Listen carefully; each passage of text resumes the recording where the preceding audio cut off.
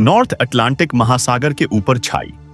यह रहस्यमयी खामोशी किसी सामान्य समुद्री सन्नाटे का संकेत नहीं है,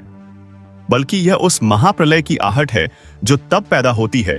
जब दुनिया की दो सबसे बड़ी परमाणु शक्तियां बिना एक शब्द बोले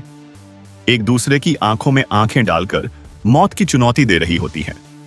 आज रडार की हर स्क्रीन पर उठने वाली छोटी से छोटी लहर को भी 2 बार परखा जा रहा है और हर सिग्नल को 3 बार पढ़ा जा रहा है, क्योंकि वेनेजुएला के करीब शुरू हुआ।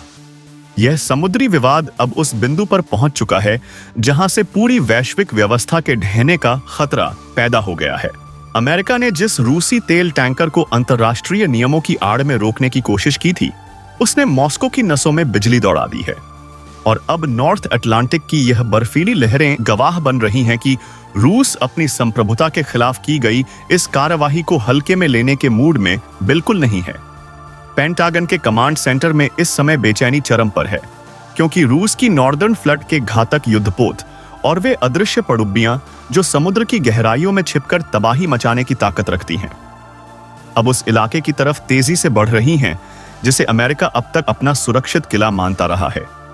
यह कोई अचानक लिया गया फैसला नहीं था, बल्कि राष्ट्रपति पुतिन की उस सोची समझी रणनीति का हिस्सा था जिसने संगीत अमेरिका को यह एहसास करा दिया है कि समुद्र का यह मैदान अब केवल उसकी जागीर नहीं रहा, और रूस ने अपने जहाजों की तैनाती से यह साफ कर दिया है संगीत कि वह टैंकर को छुड़ाने के लिए किसी भी सीमा तक जाने को तैयार है। पिछले 48 घंटों में रूस के रक्षा प्रतिष्ठान से जो चेतावनियां निकलकर सामने आई हैं, वे भले ही सीधे शब्दों में ना हो, लेकिन उनका अर्थ इतना खतरनाक है कि पूरी दुनिया के रक्षा विशेषज्ञों के माथे पर पसीना आ गया है। रूसी जहाजों के एक निश्चित घेरे में किसी भी विदेशी जहाज की मौजूदगी को अब सीधा उकसावा माना जा रहा है, और यह चेतावनी केवल अमेरिका के लिए नहीं, बल्कि उन सभी नाटो देशों के लिए है जो इस टकराव को दूर से देखने की कोशिश कर रहे थे। नॉर्थ अटलांटिक के इस अशांत क्षेत्र में रूसी युद्धपोतों की संख्या जिस तेजी से बढ़ी है, उसने अमेरिकी नौसेना की हर रणनीति को पंगु बना दिया है। रूसी पनडुब्बियों की वह अदृश्य मौजूदगी जिसे रडार पर पकड़ना नामुमकिन है, अब पूरे महासागर के नीचे एक साइलेंट हंटर की तरह तैर रही है, और अमेरिकी नेवी के कम्युनिकेशन सिस्टम में दर्ज की गई असामान्य हलचल ने यह स्पष्ट संकेत दे दिया है कि कोई बेहद शक्तिशाली ताकत हर अमेरिकी मूवमेंट को हर सेकंड ट्रैक कर रही है। यही वह पल था जब अमेरिकी जहाजों की बेखौफ गश्त थमने लगी, और वह समुद्री इलाका जहां अमेरिकी बेड़ा अपनी मर्जी से घूमता था, अब वहां हर कदम फूंक फूंक कर रखा जा रहा है, और रूसी जहाजों ने अपनी सुरक्षा परिधियां को इस तरह से जमा लिया है कि अमेरिकी बेड़े के पास कहने के लिए कुछ भी शेष नहीं बचा है। मॉस्को ने इस पूरे घटनाक्रम को एक कड़े संदेश की तरह दुनिया के सामने पेश किया है, और यह साफ कर दिया है कि रूसी चेतावनियों को नजरअंदाज करने की कीमत बहुत भारी हो सकती है, और इस बार वह कीमत नॉर्थ अटलांटिक की लहरों पर तैरते उन रूसी मिसाइल सिस्टम के रूप में दिखाई दे रही है जिन्होंने अमेरिकी बेड़े को पूरी तरह से लॉक कर दिया है। उधर व्हाइट हाउस का माहौल अब पहले जैसा नहीं रहा, जहां कुछ समय पहले तक आक्रामक बयान दिए जा रहे थे। वहां गवाह अब शब्दों को बहुत सावधानी से तोला जा रहा है, और कैमरों के सामने आत्मविश्वास दिखाने की कोशिश तो की जा रही है, लेकिन अमेरिकी अधिकारियों के चेहरों पर वह चमक गायब है जो आमतौर पर महाशक्ति होने के घमंड में दिखाई देती थी। वेनेजुएला के पास हुआ यह टकराव अब क्षेत्रीय विवाद नहीं रहा, बल्कि यह बदलती हुई वैश्विक राजनीति का वह आईना बन चुका है जिसने अमेरिका के प्रभुत्व को सीधी चुनौती से भरी संगीत दी है। रूस ने यह दिखा दिया है कि वह उन समुद्री रास्तों में भी अपनी बादशाहत कायम कर सकता है जहां अब तक केवल अमेरिकी झंडा फहराता था, और इस स्थिति ने नाटो के भीतर भी फूट डालने का काम किया है, क्योंकि कई यूरोपीय देश अब यह सवाल उठा रहे हैं कि क्या बिना किसी व्यापक चर्चा के इस तरह की कार्रवाई करना सही था, और क्या यह पूरी दुनिया को एक तीसरे विश्व युद्ध की ओर नहीं ले जा रहा है। तो चलिए वीडियो को स्टार्ट करते हैं और आपको बताते हैं कि आगे क्या होने वाला है। लेकिन उससे पहले अगर आप भारत के इस कदम से खुश हैं तो भारत के लिए एक लाइक जरूर कीजिएगा, और आप किस शहर से वीडियो को देख रहे हैं कमेंट में जरूर बताइए, और कमेंट में जय हिंद जरूर लिखिए। जैसे जैसे यह सवाल गहरे होते जा रहे हैं, रूस की स्थिति नॉर्थ अटलांटिक में और भी ज्यादा मजबूत और स्थिर होती चली जा रही है। रूसी मरीन एयरफोर्स की गश्त ने आसमान को पूरी तरह से अपने नियंत्रण में ले लिया है और जहाजों की स्थिर तैनाती यह बता रही है कि रूस यहां किसी अस्थायी दबाव के लिए नहीं आया है, बल्कि वह अपनी उपस्थिति को एक नए वैश्विक मानक के बारी के संगीत रूप में स्थापित कर रहा है। इसी भयंकर तनाव के बीच एक नाम अचानक से उभरा जिसने पूरी दुनिया का ध्यान खींच लिया, और वह नाम है भारत। नई दिल्ली से वॉशिंगटन की तरफ जाने वाले फोन कॉल्स की फ्रीक्वेंसी अचानक बढ़ गई है और संकेत मिलने लगे हैं कि अमेरिका इस गहरे संकट से निकलने के लिए भारत की कूटनीतिक भूमिका को बेहद अहम मान रहा है। इसका कारण भी बेहद स्पष्ट है, क्योंकि भारत के रूस के साथ ऐतिहासिक और अटूट रणनीतिक रिश्ते हैं और साथ ही अमेरिका के साथ उसकी बढ़ती हुई साझेदारी ने उसे एक ऐसे अनूठे स्थान पर खड़ा कर दिया है जहां वह दोनों महाशक्तियों के बीच संगीत एक पुल का काम कर सकता है। नॉर्थ अटलांटिक की ठंडी लहरों पर चल रही इस शक्ति परीक्षा की गूंज अब नई दिल्ली के रायसीना हिल्स तक पहुंच चुकी है और अमेरिका अब भारत को वेनेजुएला के तेल को लेकर बड़ी रियायतें देने का लालच दे रहा है, ताकि भारत किसी भी तरह इस तनाव को शांत करने में अपनी भूमिका निभाए। समुद्र की सतह पर भले ही हलचल कम दिख संगीत असौ रही हो, लेकिन उसके नीचे रणनीतियों की एक ऐसी तेज धार बह रही है जो भविष्य के विश्व युद्ध की दिशा तय कर सकती है। रूसी बेड़े ने जिस तरह से अपनी स्थिति बनाए रखी है, उसने अमेरिका को यह एहसास करा दिया है कि यह कोई भावनात्मक प्रतिक्रिया नहीं, बल्कि ठंडे दिमाग से तैयार की गई एक सोची समझी घेराबंदी है। पेंटागन के भीतर इस समय सबसे बड़ा डर यह नहीं है कि गोलियां चलेंगी, बल्कि डर इस बात का है कि बिना एक भी गोली चले अमेरिका की वैश्विक पकड़ ढीली पड़ती जा रही है। रूसी जहाजों की मौजूदगी ने उस क्षेत्र में एक ऐसी वास्तविकता पैदा कर दी है जहां अमेरिका की तकनीकी श्रेष्ठता और उसके अत्याधुनिक रडार सिस्टम भी बेअसर साबित हो रहे हैं। हर रडार लॉक और हर कम्युनिकेशन सिग्नल को अब यह मानकर चलना पड़ रहा है कि सामने वाला पक्ष उसे रियल टाइम में पढ़ रहा है और उसका कार्ड तैयार कर चुका है। मॉस्को ने इस युद्ध जैसी स्थिति में अपनी सहनशीलता की सीमा को स्पष्ट कर दिया है और रूसी रक्षा मंत्रालय के सूत्रों ने यह संकेत दे दिया है कि उनके जहाजों को तब तक वहीं रहने का आदेश है जब तक कि अमेरिका पूरी तरह से पीछे नहीं हट जाता। अमेरिका के लिए यह पूरी स्थिति एक नए और अनचाहे अनुभव की तरह है, क्योंकि आमतौर पर वह समय को अपने पक्ष में मोड़ने में माहिर माना जाता है, लेकिन इस बार रूस ने समय को ही अपना सबसे बड़ा हथियार बना लिया है। हर बीतता हुआ घंटा यह दिखा रहा है कि रूस पीछे हटने के बजाय अपनी मौजूदगी को उस इलाके में सामान्य बना रहा है, और जब किसी विवादित क्षेत्र में रूसी जहाजों का रहना एक रोजमर्रा की बात हो जाएगी तो अमेरिका का प्रभाव क्षेत्र अपने आप सिमट जाएगा। नाटो के सहयोगी देशों के भीतर जो बेचैनी बढ़ रही है वह अब धीरे धीरे सार्वजनिक होने लगी है। कुछ यूरोपीय राजधानियों में ऊर्जा आपूर्ति को लेकर हाहाकार मचने की आशंका पैदा हो गई है, क्योंकि वे जानते हैं कि अगर नॉर्थ अटलांटिक में यह सैन्य गतिरोध लंबा खींचता है तो गैस और कच्चे तेल की कीमतें आसमान छूने लगेंगी और उनकी अर्थव्यवस्थाएं पूरी तरह चरमरा जाएंगी।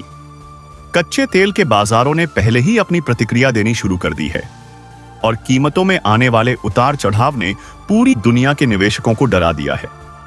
वेनेजुएला का नाम अब केवल एक देश का नाम नहीं रह गया है, बल्कि यह वैश्विक ऊर्जा समीकरण का वह सबसे संवेदनशील बिंदु बन गया है जिस संगीत पर पूरी दुनिया की नजरें टिकी हैं। व्हाइट हाउस के भीतर चलने वाली रणनीतिक बैठकों का दौर अब और भी ज्यादा तेज हो गया है और अब वहां से निकलने वाले शब्द पहले जितने कठोर और आक्रामक नहीं रहे,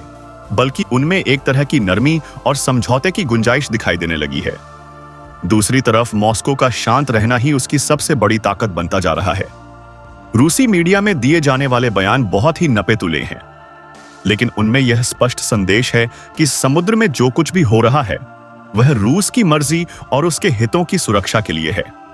रूसी रक्षा मंत्रालय ने फिर से दोहराया है कि उनके जहाज अंतर्राष्ट्रीय समुद्री कानूनों का पूरी तरह पालन कर रहे हैं और किसी भी विदेशी उकसावे का करारा जवाब देने के लिए उनके पास पर्याप्त परमाणु और पारंपरिक शक्ति मौजूद है। इस बीच एक और मोर्चा जो कैमरों की नजरों से दूर है, वह है कूटनीतिक गलियारों का मोर्चा। वॉशिंगटन से नई दिल्ली के बीच होने वाली बातचीत अब केवल औपचारिकता, संगीत नहीं रही, बल्कि यह एक गंभीर रणनीतिक मंथन में बदल चुकी है। भारत की संगीत भूमिका इस पूरे नाटक में सबसे महत्वपूर्ण और निर्णायक मोड़ पर आ चुकी है, क्योंकि भारत किसी पक्ष का हिस्सा नहीं है, लेकिन उसका प्रभाव दोनों तरफ बराबर है। भारत की बढ़ती हुई ऊर्जा जरूरतें और संगीत, उसकी विशाल अर्थव्यवस्था उसे इस संकट से अलग नहीं रहने दे सकती थी। संगीत, और यही कारण है कि नई दिल्ली ने इस पूरे मामले में एक बहुत ही संतुलित और परिपक्व रुख अपनाया है। भारत का जोर केवल इस बात पर है कि वैश्विक समुद्री मार्गों की सुरक्षा और ऊर्जा की निर्बाध आपूर्ति हर हाल में बनी रहनी चाहिए, क्योंकि इसके बिना दुनिया की आर्थिक रफ्तार थम जाएगी। यह बयान भले ही साधारण लगे, उसे संदेश स्टाइल लॉजिक, लेकिन इसमें अमेरिका और रूस संगीत दोनों के लिए एक गहरा संदेश छिपा था। भारत ने यह जता दिया है कि वह किसी खेमेबाजी का हिस्सा नहीं बनेगा, बल्कि वह केवल शांति और स्थिरता का पक्षधर है। रूस ने भारत के इस संतुलित रुख को सकारात्मक रूप में लिया है और मॉस्को की ओर से आए बयानों में संवाद के रास्ते खुले रखने की बात कही गई है। रूस को यह भली भांति पता है कि अगर दुनिया में कोई ऐसी ताकत है जो अमेरिका से भी उसी भाषा में बात कर सकती है और रूस का भरोसा भी जीत सकती है, तो वह केवल भारत ही है। और अमेरिका को भी अब इस कड़वी हकीकत का सामना करना पड़ रहा है कि उसे इस संकट से निकलने के लिए भारत की मदद की जरूरत है। नॉर्थ अटलांटिक के ठंडे पानी में खड़े जहाजों के बीच अब तनाव एक अजीब तरह संगीत के ठहराव में तब्दील हो चुका है, जहां कोई भी पक्ष पहले ट्रिगर दबाने की गलती नहीं करना चाहता, लेकिन कोई भी पीछे हटने का संकेत देकर अपनी कमजोरी भी नहीं दिखाना चाहता। अमेरिकी प्रशासन के लिए यह स्थिति लगातार असहज होती जा रही है, क्योंकि उसके अपने सहयोगी देश अब वॉशिंगटन की नेतृत्व क्षमता पर सवाल खड़े कर रहे हैं। वे पूछ रहे हैं कि क्या इस पूरी कार्यवाही की योजना सही से बनाई गई थी या यह केवल एक जल्दबाजी में लिया गया फैसला था। सहयोगियों के बीच भरोसे की इस दरार का फायदा रूस बहुत ही खामोशी से उठा रहा है। रूस ने अपने जहाजों को रणनीतिक रूप से ऐसी जगह तैनात रखा है जहां से वे अमेरिकी मूवमेंट को ब्लॉक कर सकें और साथ ही अंतर्राष्ट्रीय जल क्षेत्र के नियमों का भी उल्लंघन ना हो। यह एक ऐसा मनोवैज्ञानिक युद्ध है जिसमें रूस ने फिलहाल ऊपरी हाथ बना रखा है, और जितना ज्यादा यह गतिरोध खींचेगा, अमेरिका के लिए अपनी गरिमा बचाए रखना उतना ही मुश्किल होता जाएगा। भारत के लिए यह समय बहुत ही नाजुक और कूटनीतिक कौशल, संगीत की परीक्षा का है, क्योंकि उसे इस तरह से अपनी बात रखनी है कि ना तो रूस नाराज हो और ना ही अमेरिका के साथ उसके रिश्तों में कोई खटास आए। भारत की रणनीति अब साफ तौर पर दिखाई देने लगी है। वह किसी भी मंच पर खुद को मध्यस्थ घोषित नहीं कर रहा है,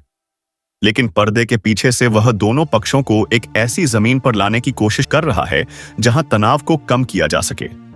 भारत का यह रुख उस नई कूटनीति का हिस्सा है जहां शब्द कम बोले जाते हैं, लेकिन उनका प्रभाव बहुत गहरा होता है। अमेरिका के भीतर भी अब यह सुगबुगाहट तेज हो गई है कि क्या इस संकट से बाहर निकलने का कोई सम्मानजनक रास्ता है जहां अमेरिका की हार भी ना दिखे और रूस को भी अपनी जीत का एहसास हो जाए। इसी कड़ी में वेनेजुएला के तेल प्रतिबंधों में कुछ ढील देने के जो संकेत अमेरिका की ओर से आए हैं, उन्हें भारत की सफल मध्यस्थता के रूप में देखा जा रहा है। यह कोई औपचारिक घोषणा नहीं है, लेकिन इसके रणनीतिक मायने बहुत बड़े हैं। जैसे जैसे कूटनीतिक बातचीत आगे बढ़ रही है, नॉर्थ अटलांटिक की लहरों पर तैनात जहाजों के बीच की तलखी में थोड़ी कमी आने के संकेत मिलने लगे हैं। हालांकि रूसी मरीन एयरफोर्स की गश्त अभी भी जारी है और अमेरिकी बेड़ा भी अपनी जगह से नहीं हटा है, लेकिन अब रडार पर एक दूसरे को लॉक करने की घटनाएं कम हो गई हैं। यह इस बात का सबूत है कि दोनों महाशक्तियों ने यह समझ लिया है कि इस युद्ध में कोई भी विजेता नहीं होगा और अंततः नुकसान पूरी दुनिया का ही होगा। नाटो के भीतर से उठने वाली विरोध की आवाजों ने अमेरिका को अपनी रणनीति पर फिर से विचार करने के लिए मजबूर कर दिया है। ऊर्जा बाजार में आई स्थिरता इस बात का संकेत दे रही है कि वैश्विक स्तर पर यह मान लिया गया है कि मामला अब समझौते की ओर बढ़ रहा है। इस पूरी प्रक्रिया में भारत एक ऐसी संतुलनकारी शक्ति बनकर उभरा है जिसने न केवल संगीत, अपनी ऊर्जा सुरक्षा को सुरक्षित रखा, बल्कि दुनिया को एक बड़े टकराव से बचाने में भी महत्वपूर्ण भूमिका निभाई। विश्लेषकों का मानना है कि यह पूरा घटनाक्रम आने वाले दशकों की नई विश्व व्यवस्था का आधार बनेगा, जहां केवल सैन्य ताकत ही सब कुछ तय नहीं करेगी, बल्कि कूटनीतिक कौशल और भरोसे की भूमिका सबसे संगीत ऊपर होगी। अमेरिका के लिए यह एक बड़ा सबक है कि वह अब दुनिया के हर समुद्री मार्ग को अपनी मर्जी से नियंत्रित नहीं कर सकता और उसे अन्य उभरती हुई शक्तियों के हितों का सम्मान करना ही होगा। रूस ने यह साबित कर दिया है कि वह आर्थिक प्रतिबंधों के बावजूद अपनी सैन्य और रणनीतिक पहुंच को बनाए रखने में सक्षम है और वह अमेरिकी प्रभाव क्षेत्र में भी घुसकर चुनौती दे सकता है।